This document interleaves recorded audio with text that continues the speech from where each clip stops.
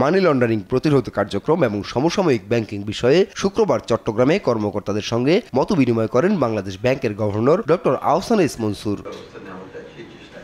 পাচার হওয়া অর্থ ফেরত আনা বাংলাদেশের জন্য একেবারেই নতুন অভিজ্ঞতা জানিয়ে গভর্নর বলেন, বিভিন্ন দেশের সরকারি প্রতিষ্ঠানের সঙ্গে আলোচনা চলছে এবং মিউচুয়াল লিগ্যাল অ্যাসিস্ট্যান্সের বিষয়ে চিঠি পাঠানো হচ্ছে। পাশাপাশি বিভিন্ন ল ফার্ম নিয়োগ দেওয়ার পরিকল্পনা রয়েছে সরকারের। আমরা মিউচুয়াল যেটাকে এমএলএ লিগ্যাল অ্যাসিস্ট্যান্সের ব্যাপারে আমরা চিঠি পাঠাচ্ছি।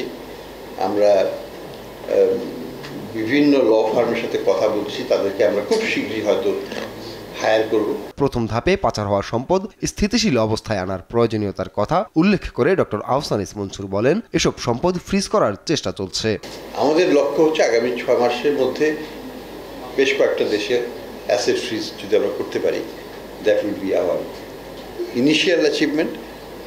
ফ্রিজ হওয়ার পরে তারপরে যেটা হয় যে কোর্টের থ্রুতে যে কয়েক বছর লেগে যায়, একটা মামলা মোকদ্দমা ইত্যাদি হওয়ার পরে তারপরে অ্যাসেটটাকে হয়তো ফেরত আনতে পারবো। সরকার এমন ল ফার্মের সঙ্গে যোগাযোগ করছে যারা কার সম্পদ কোথায় আছে সেটা খুঁজে বের করে। এখনই এসব ফার্ম থেকে সহযোগিতা পাচ্ছেন বলেও জানান গভর্নর। তবে কাজটা সময় সাপেক্ষ ব্যাপার বলেও উল্লেখ করেন তিনি। হয়তো 2-3 মাসের মধ্যেই আমরা নন ফুডটাকে দ্রুত কমতে দেখব। নিউজ ডেস্ক, দেশ টিভি।